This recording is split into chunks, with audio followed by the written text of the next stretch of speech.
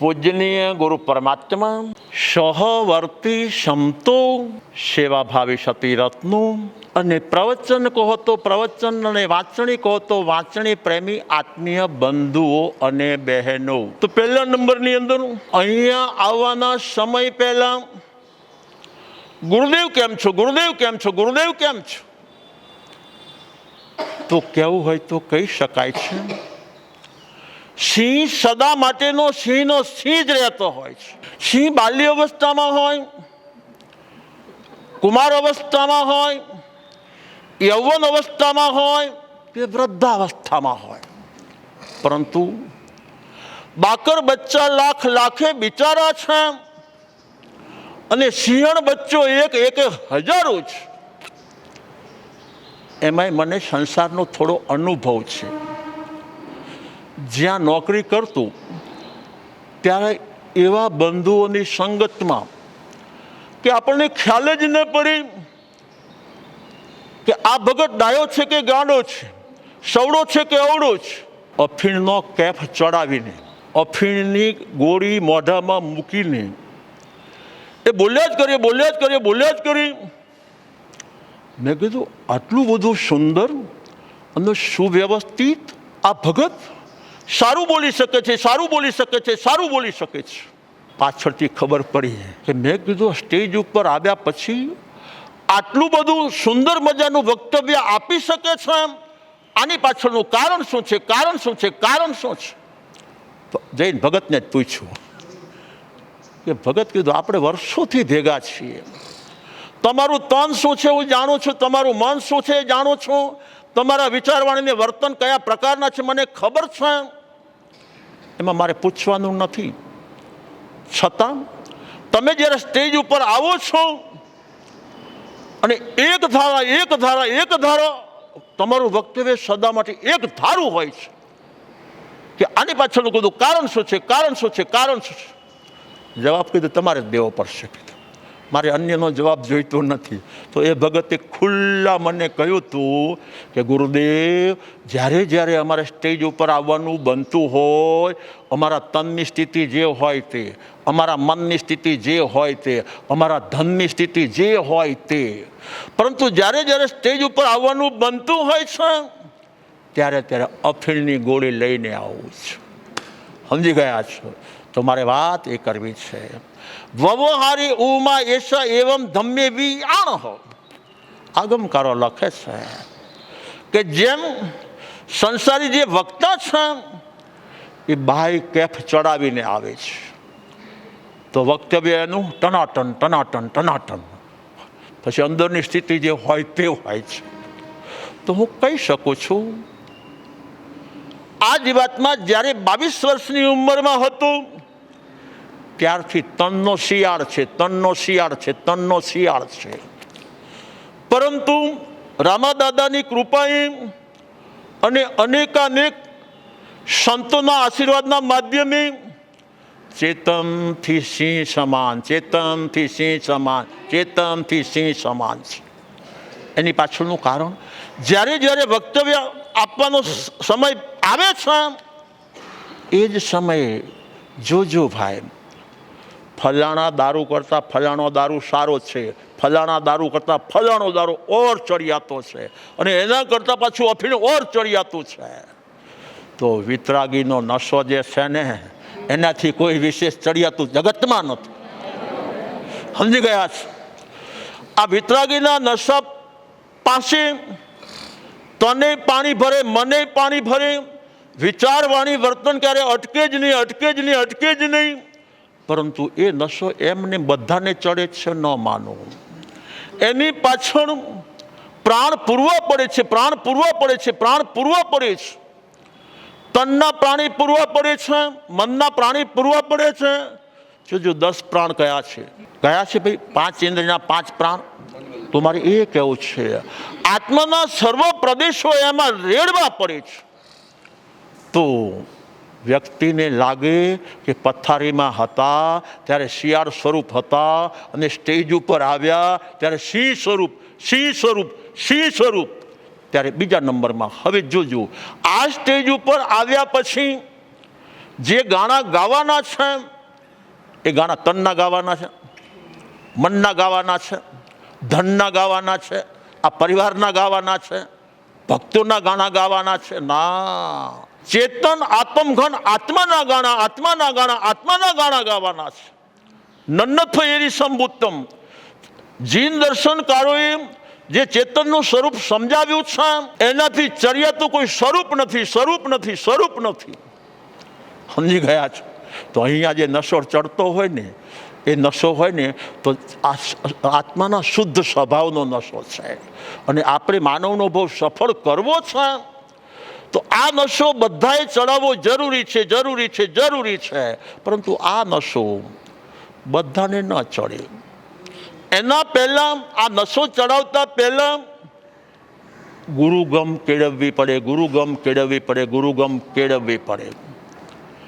તનનો ભોગ ગુરુદેવ માટે, મનનો ભોગ ગુરુદેવ માટે, વિચારવાળી વર્તનનો ભોગ ગુરુદેવ માટે. એક એક જે આપણને 10 પ્રાણ મળ્યા છે, 10 પ્રાણનો ભોગ ગુરુદેવ માટે. અને છેલ્લે છેલ્લે કેવું હોય તો પોતાના આત્માનું અર્પણ પણ ગુરુદેવ સાથે. જ્યાં સુધી આ જીવાત્મા આત્માનું સમર્પણ કરતો જ નથી ત્યાં સુધી ગમે એટલા સમર્પણ કર્યા હોય એ નિષ્ફળ છે, નિષ્ફળ છે, નિષ્ફળ છે.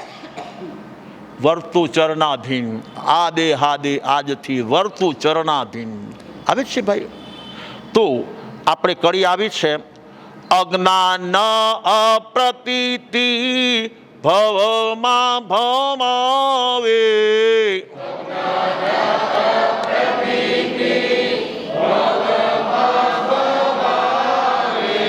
ઉદય ને ઉપયોગની જોડી તો જલાવે.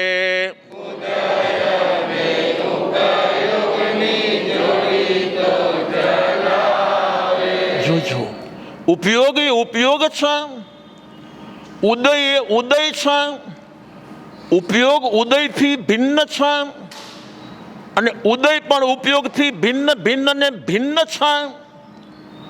ઉપયોગ સજાતીય છે, ઉદય વિજાતીય છે. તો આ વિજાતીયની શક્તિ શું છે? શક્તિ શું છે? શક્તિ શું છે? જગતમાં જેટલા જેટલા પદાર્થો છે ભાઈ, આ જગતમાં જેટલા જેટલા દ્રવ્યો છે, દરેકની શક્તિ છે, દરેકની શક્તિ છે, દરેકની શક્તિ છે. કરોડિયો લઈ લ્યો. હું કે તમે ઝાડુ ન બનાવી શકીએ એવું ટનાટન ઝાડુ કરોડિયો બનાવી દે છે, કરોડિયો બનાવી દે છે, કરોડિયો બનાવી દે છે. અને આપણે મકાન બાંધવું હોય ને તો 6 મહિના, 12 મહિના, વરા, 2 વરા, 5 વરા લાગી જાય. તો કરોડિયાને ઝાડુ બાંધતા 5 મિનિટ તો કાફી છે, કાફી છે, કાફી છે. દરેકમાં આવડત તો હોય છે ભાઈ, કોઈનામાં આવડત નથી એવું નથી. પરંતુ આ ઉપયોગને ઉદય જલાવે છે, જલાવે છે, જલાવે છે. ઉદયનું કાર્ય છે. ઉદયનો સ્વભાવ હોય ને તો ઠારવાનો નથી, બાળવાનો છે. ઉદયનો જે સ્વભાવ છે ઠારવાનો નહીં, બાળવાનો છે. જ્ઞાન આપવાનો નહીં, અજ્ઞાન વધારવાનો છે. નક્કર શ્રદ્ધા કરાવવાનો નહીં, નકલી શ્રદ્ધામાં રાખવાનો છે. આ ઉદયનો સ્વભાવ છે. આ સ્વભાવ ઉદયનો છે ભાઈ. નકલી શ્રદ્ધામાં ચાલ્યા જ કરે, ચાલ્યા જ કરે, ચાલ્યા જ કરે. કેવી રીતે? આ 2 જણા મિત્રો હોય ને તો મને મારા મિત્રોમાં શ્રદ્ધા ગણી છે. ઓલો ભગતે બોલી મારા મિત્રો ખરેખર નંબર 1 છે, 1 છે, 1 છે, મને એનામાં વિશ્વાસ ગણો, વિશ્વાસ ગણો, વિશ્વાસ ગણો. એકબીજા બોલે ખરા. સમજી ગયા? આ ઉદયનો અવાજ. આ કે છે મને એનામાં શ્રદ્ધા, આ કે મને એનામાં વિશ્વાસ છે. પરંતુ એકાદ વાર કંઈક બનવાનું બની જાય. સમજી? એકાદ વાર બેની વચ્ચે એકાદ પ્રસંગ માંડ બન્યો છે તો હવે તલતારા મગમારા. તો કર્યું કોને? કર્યું કોને? એકબીજાના અશુભ ઉદય. સમજી ગયા છે? તો જ્યારે અશુભ ઉદય આવે છે ત્યારે ઉપયોગ એમાં ખરડાય છે. કેવી રીતે કહું? એક કસાઈનો કુંડ છે ભાઈ અને એક વિષયનો કુંડ છે. એક કસાઈનો કુંડ, એક વિષયનો કુંડ. જ્યાં સુધી શાંત અને પ્રશાંત રહેતા હોય ત્યાં સુધી વાંધો નથી, પરંતુ કસાઈમાં ભરતી આવે છે, વિષયમાં ભરતી આવે છે. જોજો, વિષયનો આવેગ, આ બોલાય, શબ્દ બોલાય, વિષયનો આવેગ, કસાઈનો આવેશ, આવેગ અને આવેશ, આવેગ અને આવેશ, આવેગ અને આવેશ. જ્યારે જ્યારે આ બંને કુંડની અંદર, એક કુંડમાં આવેશ આવે છે, બીજા કુંડમાં આવેગ આવે છે, બેમાં ભરતી આવી ગઈ છે. હવે એ સમયે અબૂઝ ઉપયોગ વિષયને અડવા જાય છે. એ સમયે અબૂઝ આત્મા, અજ્ઞાની જીવાત્મા કસાઈના કુંડમાં ઝંપલાવા જાય છે. ખોયું કોનું? સમજી ગયા છો? ઉપયોગે ઉપયોગનો ખોયો છે ભાઈ. એટલે જલાવે. આ ઉદય અનંતકાળથી ચેતનના ઉપયોગને વિષય અને કસાઈની જ્વાળામાં જલાવે છે, જલાવે છે, જલાવે છે. ક્યાં સુધી જલવાનું? કે જ્યાં સુધી આ જીવાત્મા પહેલા નંબરમાં સંત સમાગમમાં આવે ને ત્યાં સુધી જલવાનું. બીજા નંબરમાં જો સંત સમાગમમાં આવી ગયો છે તો સંતની વાણી સાંભળે નહીં, સાંભળે નહીં તોય જલવાનું, તોય જલવાનું, તોય જલવાનું. સંતની વાણી સાંભળે છે, ભગત સમજતો નથી, સમજતો નથી, સમજતો નથી. દ્રષ્ટાંત આપણા પાસે જ છે. અયમુત્તો કુમાર 6 વર્ષનો બાલુડો છે, પરમાત્મા મહાવીર સ્વામીના સમાગમમાં જઈને આવ્યો છે. માતાના ખોળામાં વર્તમાન કાળે બેઠો છે અને બેઠા બેઠા માને કહી રહ્યો છે, બાબા હું નહોતો જાણતો એ હું જાણું છું, અને આજે હું જે જાણું છું એ અનંતકાળથી એનો હું પરિચિત ન હતો, પરિચિત ન હતો, પરિચિત ન હતો. અયમુત્તો કુમાર બોલે છે, પરંતુ માં જેવી માં. સમજી ગયા છો ભાઈ? વાણી, સંતાનની વાણી સાંભળે છે પરંતુ સમજી શકતા નથી. એવી રીતે આ જ વાતમાં પહેલા નંબરમાં સંત સમાગમમાં આવતો નથી, અને ભૂલે ચૂકે જો કોઈક પુણ્યના ઉદય આવી ગયો છે તો સંતની વાણી સાંભળે તો સમજતો નથી, સાંભળે તો સમજતો નથી. જ્યાં સુધી આ જીવાત્મા સંતની વાણી યથાર્થ ભાવે સમજે જ નહીં ત્યાં સુધી ઉપયોગ શું ચીજ છે અને ઉદય શું વસ્તુ છે એનું જ્ઞાન અને ભાન થવું મુશ્કેલ છે. જોજો, સજ્જન જે જીવાત્મા છે, સંસ્કારી જે આત્મા છે, ભર યુવા અવસ્થામાં છે અને ચારે બાજુ એકાંત છે. એક યુવાન દીકરી અહીંથી આમ પસાર થાય છે તો આ દીકરો સજ્જન છે, સુસંસ્કારી છે, ચારે બાજુ એકાંત છે, યુવાન દીકરી નીકળી પણ છે, છતાં જો આ સંસ્કારી જીવ છે તો એની આંખ ઉપર એનો કંટ્રોલ હશે, કંટ્રોલ હશે, કંટ્રોલ હશે. આંખ નીચે નમી ગઈ હશે, નમી ગઈ હશે, નમી ગઈ હશે. અને જો અંદર કંઈક જુદું હોય, જો દીકરી અહીંથી નીકળી છે ત્યારથી આંખ એને એ બાજુ, અહીં મધ્યમાં આવી છે તો આ જીવાત્માની આંખ એને એ બાજુ, છેક ઓલા બાજુ દીકરી ગઈ છે તો આંખ એની એ બાજુ છે. જોજો, સંસ્કારી ને કુસંસ્કારીમાં આટલો તફાવત છે. દીકરીએ કહ્યું નથી, દીકરીએ કહ્યું નથી કે ભગત તું મારી તરફ જો, મારી તરફ જો, મારી તરફ જો, પરંતુ અંદરનો મોહનો ચાળો છે, કુસંસ્કારનો ઘોડો ઊભો થઈ ગયો છે. તો મારે એ કહેવું છે, ઓલો દીકરી નીકળી એ ઉદય છે, દીકરી નીકળી છે ને એ ઉદય છે, પરંતુ આની આંખ અહીંયાથી ત્યાં સુધી લંબાણી છે. પોતાની આંખ ઉપર જો પોતાનો કંટ્રોલ હોત, જરૂર વગરનું જોવું જ નહીં, જરૂર વગરનું જોવું જ નહીં, જરૂર વગરનું જોવું જ નહીં, જો આ સૂત્રનું ઘૂલન ઘૂંટણ હોત તો ઉપયોગ આબાદ બચી ગયો હોત. પરંતુ ઓલી દીકરી નીકળી ગઈ છે અને આ ભગત ટગર ટગર ટગર ટગર એ બાજુ જોયા કરે છે તો એનો ઉપયોગ વિષયના કુંડમાં છે. વિષય મળી જવો જરૂરી નથી, વિષય મળી જવો જરૂરી નથી, છતાં એનો જે ઉપયોગ છે આજે વિષયના રંગે રંગાઈ ગયેલો છે, રંગાઈ ગયેલો છે, રંગાઈ ગયેલો છે. આ રીતે ઉપયોગને ઉદય બાળે છે. લખવું જુદી વસ્તુ છે અને પ્રયોગાત્મક પ્રેક્ટિકલ સમજવું એ જુદી વાત છે. ઉદય અને ઉપયોગની જોડી તો જલાવે. એક અશુભનો ઉદય તો પોતાનું આવેલું, તો એના માટે તો નિમિત્ત ત્યાંથી પસાર થયું છે. અને નિમિત્તને પકડવા માટે જો પકડવાની રીત ભિન્ન ભિન્ન પ્રકારની હોય છે. માત્ર આનો હાથ પકડ્યો કહેવાય છે એમ નથી. પકડવા માટે દોરડાથી બાંધીને પકડી દઉં તો પકડ્યો કહેવાય એમ નથી. તો નજરથી પણ પકડાય છે. સમજી ગયા છો? દ્રષ્ટિથી પણ પકડાય છે. તો હવે એ દીકરી ઓલી બાજુ ગઈ છે, તો હવે ક્યારે પાછી વળે, ક્યારે પાછી વળે, ક્યારે પાછી વળે? સમજી ગયા છો?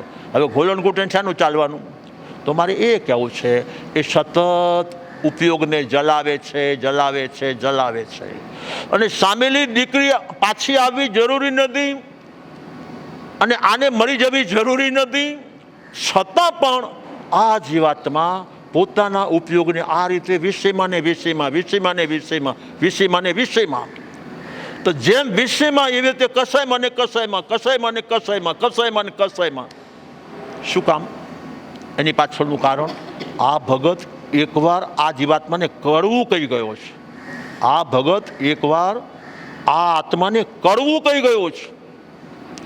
જ્યારથી કડવું કીધું છે ત્યારથી માનસમાં, સમજી, અત્યારે તો એની ઉતાવળ હતી એટલે નીકળી ગયો છે, પરંતુ હવે જ્યારે બીજી વાર સામે આવે ત્યારે વાત છે, આવે ત્યારે વાત છે, આવે ત્યારે વાત છે.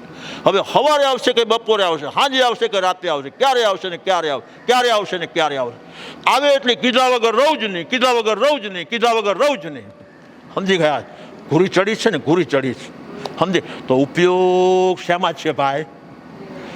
એ ભગતની સ્ટેજ જે હતું તે હતું. એકવાર નબળું કહી દીધું તો કહી દીધું, પણ આ જીવાત્મા સ્વીકારવા તૈયાર. સમજી ગયા? તો એ સમયે પોતાનો ઉપયોગ પોતાના નબળા ઉદયની અંદર પોતે રાખે છે, પોતે રાખે છે, પોતે રાખે છે. આ કસાયના કુંડમાં પોતાનો ઉપયોગ પોતે છબોડે છે. તો અનંતકાળનો પ્રવાહ આપણા બધાનો ચાલ્યો આવે છે. અંદરના ઓરડામાં પલ પલ સંગ્રામ છે. તું છે રાવણ ને તું પોતે રામ છે. તું છે રાવણ ને તું પોતે રામ છે. જોજો, રાવણનું રૂપ લેવાનું છે તો પોતાનો ઉપયોગ વિષયને કસાયના કુંડમાં ને કુંડમાં, કુંડમાં ને કુંડમાં, કુંડમાં ને કુંડમાં, તો એનું નામ હોવા રામ હોવા છતાં એ જીવંત રાવણ છે, રાવણ છે, રાવણ છે. પરંતુ જે જીવાત્માનો ઉપયોગ પહેલા નંબરમાં સત્સંગમાં જવું છે, સત્સંગમાં જવું છે, સત્સંગમાં જવું છે. જોજો, માઇલો દૂર છીએ ભાઈ, કેટલાય કિલોમીટર દૂર હશું, છતાં આજે સત્સંગમાં પહોંચવું છે, પહોંચવું છે, પહોંચવું છે. તો એ ઉપયોગ રામમાં જોઈ લ્યો ભાઈ. સત્સંગ રામનો હોઈ શકે, કામનો સત્સંગ ન હોય. સત્સંગ રામનો હોય, દામનો કોઈ દી સત્સંગ ન હોય. મારે સત્સંગમાં જવું છે, સત્સંગમાં જવું છે, સત્સંગમાં જવું છે. જ્યારથી ધૂન ચડી છે ત્યારથી એનો પોતાનો જે ઉપયોગ છે એ ઉપયોગ રામમાં ને રામમાં, રામમાં ને રામમાં, રામમાં ને રામમાં. ત્યારે સત્સંગમાં જવું છે, ધૂનમાં ને ધૂનમાં ભગત રાતે પડી ગયો છે. તો આગમકારો લખે છે તન પડે છે, મન પડતું નથી. તન પડે છે, ઉપયોગ પડતો નથી. ઉપયોગ પડી જાય એવી કોઈ ઉદયની પ્રકૃતિ જ નથી.